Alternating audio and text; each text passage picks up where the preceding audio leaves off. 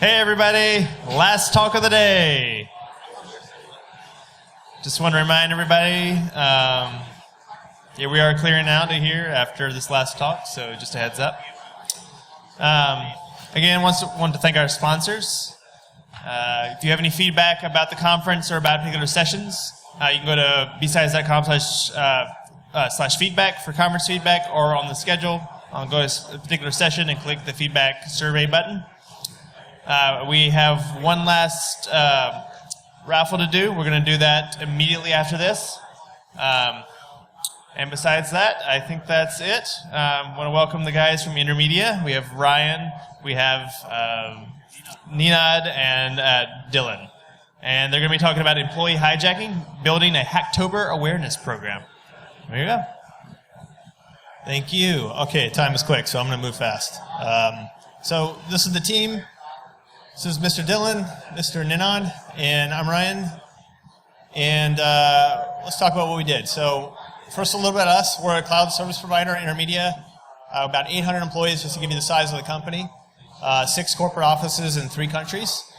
And we do a bunch of cloud stuff, which the colors are kind of obscuring. But all right, what we'll talk about. We'll talk about why we did it, what it is, a review of some of the hacks and campaigns that we ran against our employees, some of the feedback and lessons learned that we had, and advice for getting started. So this is kind of why. When I look at some of our top threats, the easy stuff is the network, the application stuff. It's easier than the employee, and I think we've known that for a while. And so, like, securing the human and the whole SANS piece really sparked my interest in terms of driving my security program forward. And I think the guys at Facebook about 5 years ago started a hacktober program that really inspired me when I read all the articles about what they had done. I thought, I'm going to give this a try myself. So for those of you who haven't heard of it, the goal is kind of like, I liken it to your employees are like teenagers. They don't know how to drive. You're going to put them in a car, throw them onto a track, wet it down, it's all going to be padded, and you're going to let them crash really safely into the barriers and learn in a consequence-free environment what it's like to handle digital information safely and make mistakes in a way that isn't going to screw the company and screw them as an employee. So safe learning, fun, engaging. As much as we could, we tried to architect the lessons directly into the campaigns in a way that was automated, so it would be much more scalable. They could just learn what they did wrong immediately and move on. I didn't have to come and meet with them personally. All right, so the rules are pretty simple. I send out an email about 6 weeks ahead of time before the campaign starts, and I say, hey, don't hack your colleagues. We're the ones doing the hacking. Report spotted hacks to security, and if you spot a hack, we'll give you a prize. All right, so what do? We did a bunch of different campaigns. We did some phishing campaigns, which are, everybody's pretty much running those now. Rogue wireless access points, social engineering on our support staff. We did puzzles with CTFs to engage employees and let them get involved in other ways. We dropped USB keys, and we did tailgating for physical security penetration testing. All right, so spotting the fish. So Dylan's going to talk a little bit about building the program. The goal was, look, the employees are just getting tons of email, and they have to differentiate between the ones that are crap and the ones that have malware and or are trying to get them to transfer money or do something tricky. So the goal was just to create enticing mails, fish them as hard as we could, sort of step back and profit and watch the statistics hopefully decline. So Dylan will walk through how we actually built that and what that looks like. Great. Thanks, Ryan. Phishing your employees is fun. One thing that's important is to make sure that you have your campaigns targeted towards things that your users are used to seeing in their mailboxes on a day-to-day basis. You want to make sure that the phishing websites that you're sending your users to are created very well. You want to make sure that you have this database of metadata that you can pull from to create these emails. And of course, you need to code a mailer. You're not going to send these manually. You're going to want to make sure that you have a good, clear lesson of why you're doing this to the employee so they don't feel shamed. You're absolutely going to want to monitor this. And you're also going to want to report on it. Layoffs, right? No, I'm kidding. Absolutely important to plan this, your campaigns. You want to make sure that everything is ready to go. And it's very important, like, what is your campaign? Like I said earlier, you want to make sure that it's targeted for things that your employees are going to see every day. So for us, first thing is people love free stuff. So we sent them some Amazon gift cards for being the best employee. We, in our database that I'll talk about in a little bit, we actually sent these emails from their managers. So they thought they were special. These ones didn't actually collect credentials like the other campaigns we did. These were actually for drive-by downloads. And so if they clicked through, they would receive a nice cat GIF downloaded to their system. And we could track that based off of some logs and things that we had collecting. We did Amazon and we did Ozon for our overseas office. The credential collecting emails we sent were for our payroll system and also for our Dropbox-like product called SecureSync. So first off, with the payroll system, people want to get paid. So if you tell them that they need to update their information in the payroll system or they're not getting paid, they're going to click the link, they're going to update it, they're going to give the creds, and you can kind of laugh about that. For the file sharing, your manager accidentally just shared all the salary information with you, this confidential folder. Click here, give it credentials to the web page, and fail. So kind of the bits and pieces, you absolutely want to make sure you have an exact duplicate of the website. Your users will notice a broken image, things aren't working correctly, especially if they visit this site on a daily basis. You're absolutely going to want to get domains that are registered as close as possible as you can to the real domain. If the website has SSL, buy an SSL cert, $5 at Namecheap. As a tip, don't collect the passwords. Don't save those to your SQL database.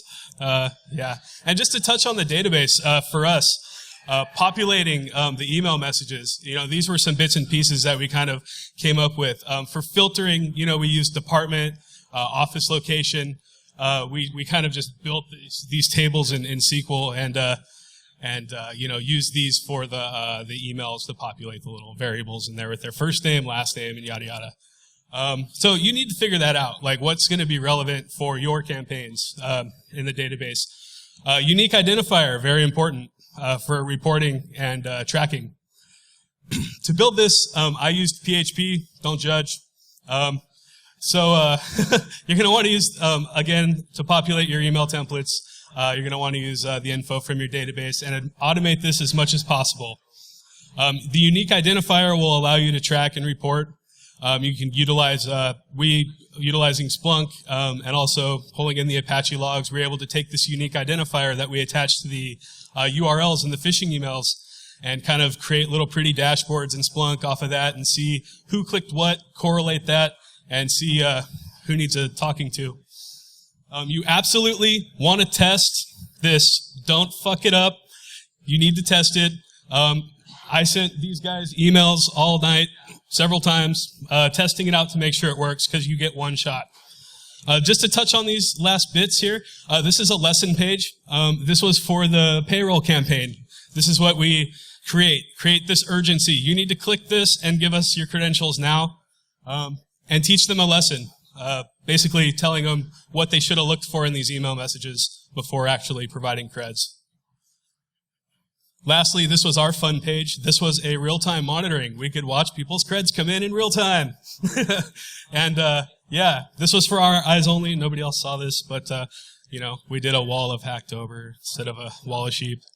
But that's that. I'm going to hand this back to Ryan now to talk about the statistics.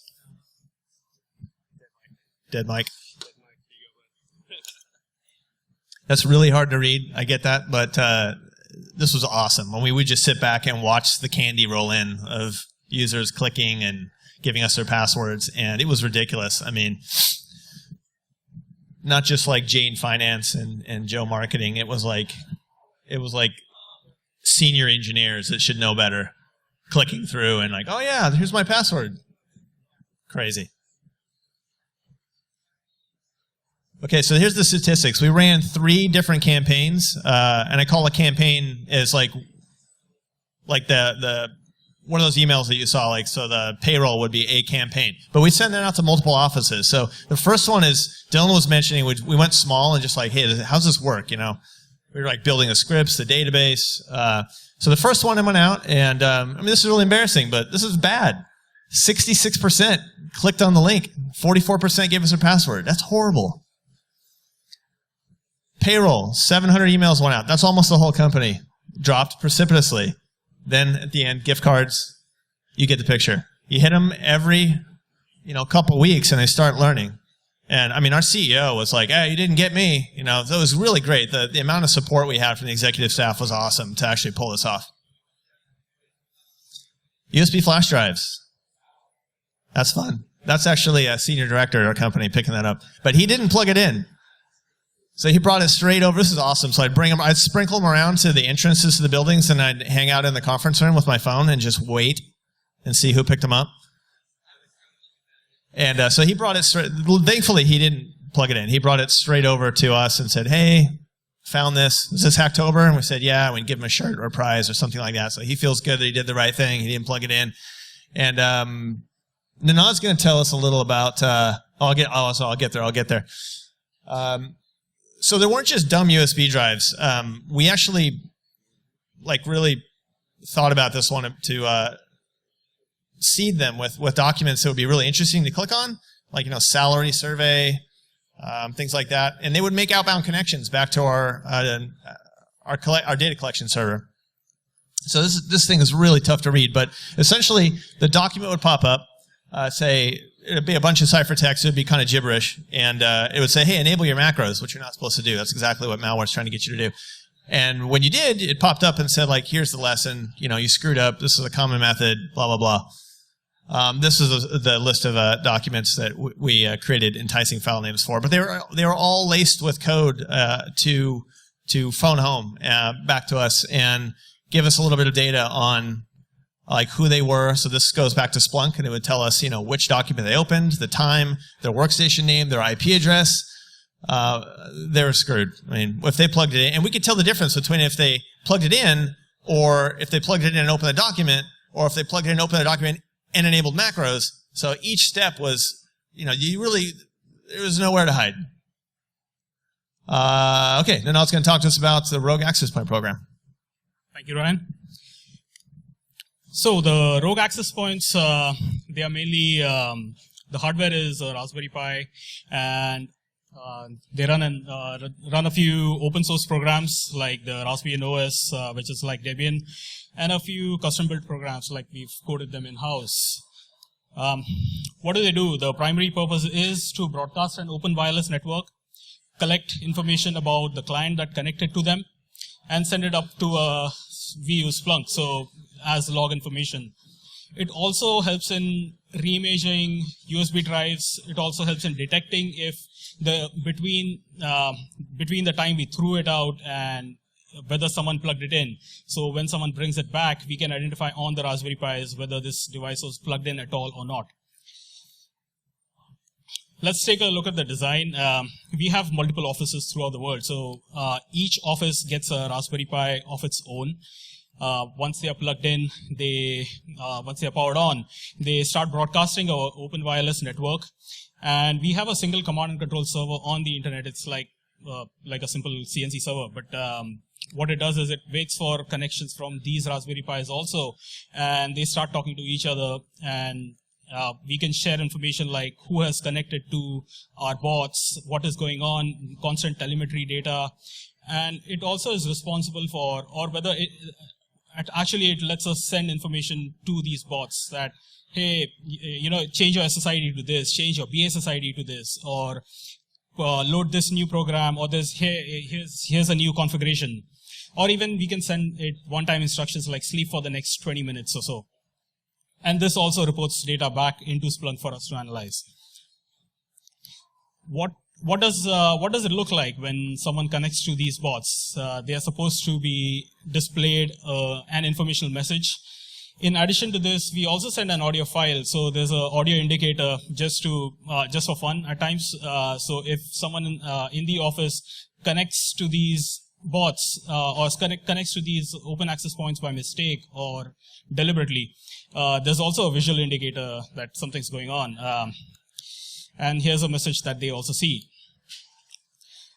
What information do we collect?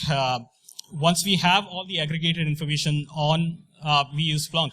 So once this log data goes into Splunk, we collect a list of unique devices. So this is like a sample dashboard that we use. We are constantly we have this in front of us during Hacktober. We also fluctuate the signal strength for fun.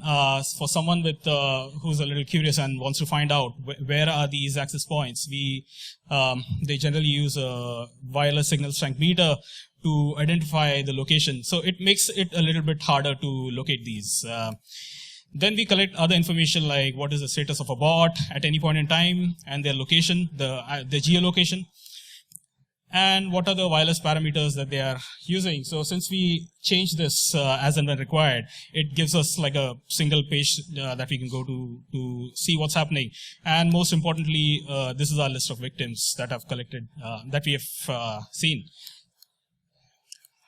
In addition to all of this, the bot also has a capture the flag like puzzle hidden on it. On the landing page, we have a hidden message that says, like, if you're curious, just sniff on ICMP. And for someone who goes further, we have a hidden message that you can see in the highlighted packet. Someone is supposed to go to this single page, to this URL, which then leads them to another puzzle, which asks them to do some sort of port knocking, and it gives them a hint on what to do next. In this case, it's the Fibonacci, the first 5 Fibonacci numbers.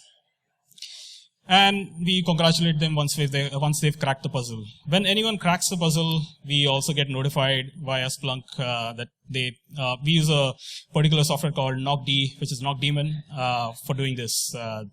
And once we have this, we know someone cracks a puzzle. Next, Ryan is going to talk about tailgating. Just after I tried to find a hot mic. What I will say about that, the Rogue AP thing that was a hidden benefit, which was really cool, was it helped us detect a whole bunch of Intel wireless adapters that were misconfigured throughout our endpoints that were configured to automatically connect to open APs. And so we just started seeing all these victims rolling in, and we're like, what is going on with this? And it was the same people over and over again, so actually had a dual benefit. Tailgating. So that was one thing we decided to try, was have a stranger, a guest, come in. It was actually the son of one of our employees who's no longer with us. He brought in his 18-year-old son, and we gave him a bunch of boxes and just told him to start going around to different doors in the buildings and just trying to act like, hey, I'm just a new guy, I'm here, can you let me in? And he got in all the time. It was not good. So that was, I think, our biggest learning lesson.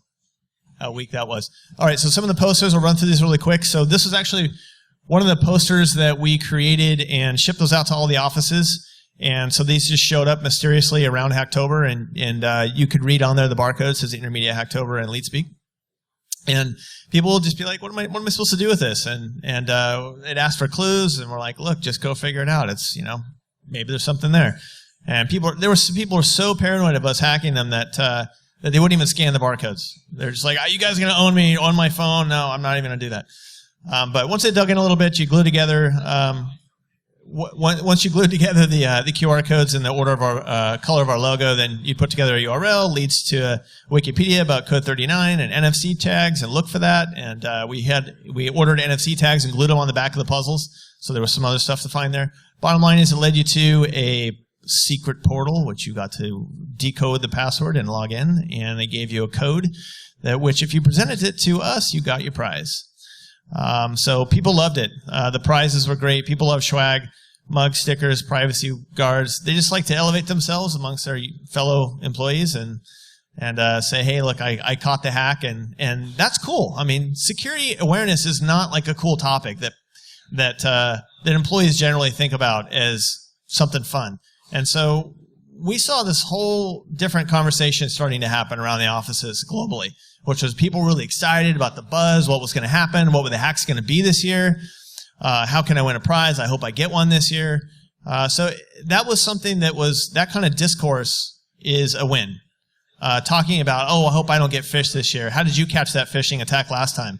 That kind of conversation never happens when you do a CBT-based security awareness campaign. It just doesn't. So that kind of stuff was a huge benefit. Some of the feedback was they just loved it. They thought it was cool. Some of them learned stuff. Some of them didn't. Others became experts. Other people got pissed off. But that's okay. Most people thought it was really cool and they liked it. All right, looking forward, what can we do better? Start earlier. If there's anything I tell you to do, start early. This takes a little bit of time, but just start. Don't worry about trying to make it perfect. This is going to be 2016 will be our third year doing it, and we're already start working on our artwork now, and we're going to order all our stuff for October. Phishing quarterly would build more consistent awareness. So as you saw, the declining arrow, like touching them, that was three campaigns in a month. So we told ourselves we were going to start phishing these guys every quarter and just randomly hitting them with all kinds of crappy campaigns that they wouldn't know where it would come from, and that would just kind of keep them on their toes and paranoid throughout the whole year instead of just once a year. We only did tailgating one office. We were single-threaded. It was a little difficult. Coordination of other global hacks and time we didn't have. We had ambassadors in each office, so people needed to help us set up the pies and take delivery and hand out prizes and stuff like that. So getting clear instructions to them would have been much more helpful. So wrapping up, start early, check with management, get some support. A very small budget gets you going. Notify your employees and victims about 6 weeks out, and just get started. It's a good time, and it has a lot of benefits that I think that you really can't put your finger on unless you do it. So thanks. Oh yeah, and we're hiring.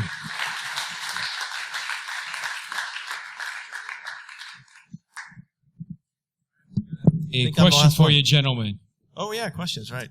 Hey, you guys generated a lot of great material for this. Would you guys consider putting out on GitHub with your company? That way you can publish all the wireless cracks and the Right. We knew we were going to get that question.